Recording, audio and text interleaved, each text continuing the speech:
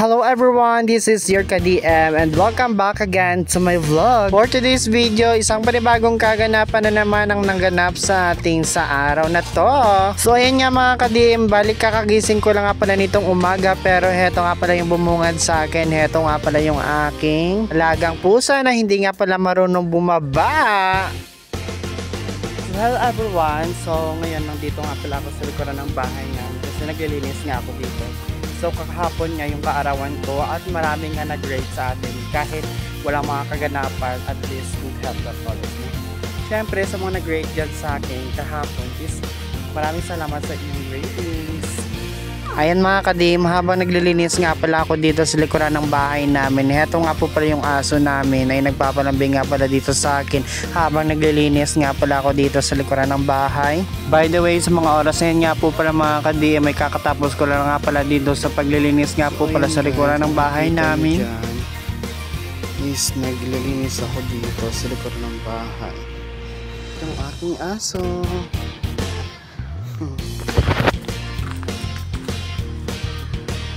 Siyempre mga kadim, dahil tapos na nga pala ako dito sa paglilinis nga po pala dito sa labas ng bahay namin, at ngayong araw nga po pala yung mga kapatid ko ay naglalaba nga pala sila ng kanilang kumot. Kaya heto naman ako mga kadim, may tinulungan ko na nga pala dito sa pagbabanlaw nga po pala yung aking kapatid.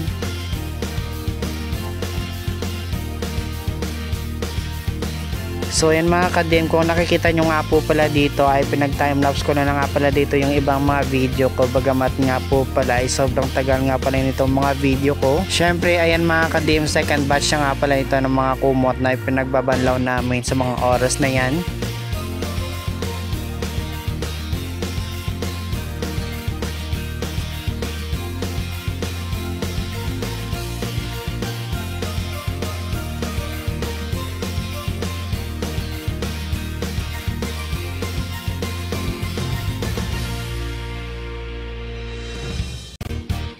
Heto na nga mga kadim, dahil tapos na nga pala ako sa pagbabanlaw at syempre isasampay ko na dito sa sampayan.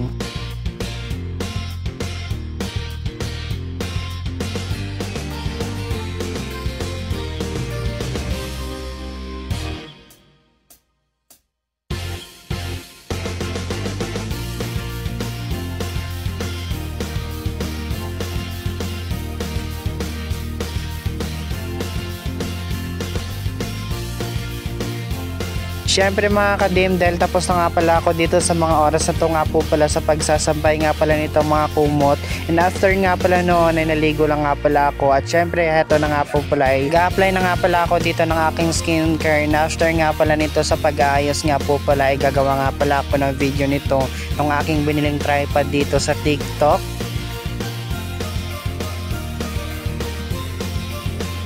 Ayun mga kadim, nung natapos ko na rin nga po pala nagawan nga pala ng video yung aking tripod na binili nga pala sa TikTok, ay heto nga kinahaponan. Ikakagising ko lang nga pala dito sa mga oras na to, pero heto nga ay nag-ayos nga pala ako dito ng aking buhok. At wala nga palang tubig na igagamitin nga pala sina mama mamaya. Ito nga po pala ako ay nagigib na rin nga pala dito sa mga oras na to nga pala mga ka-DM.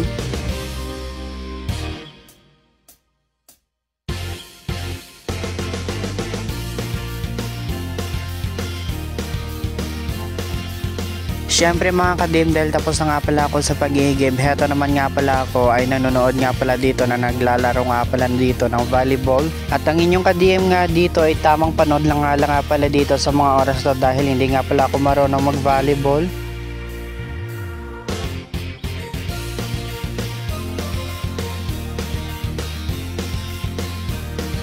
Saglit lang nga pala mga kadim, ako nanonood nga pala doon kasi meron nga pala ako dito gagawin nga pala sa bahay. Heto nga po pala ay lilinis nga pala dito sa labas ng aming bahay, bagamat ngayong hapon nga po pala mga kadim may marami nga pala ditong nalalaglag nga po pala mga dahon.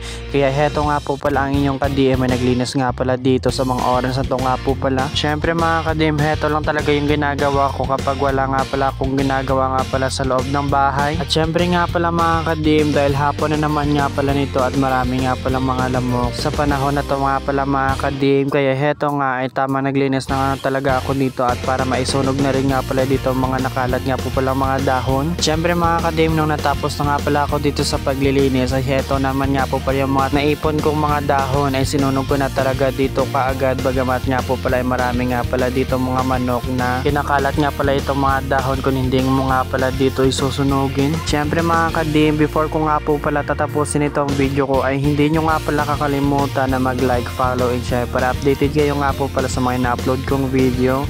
Yun lang, see you in the next vlog. Thank you for watching.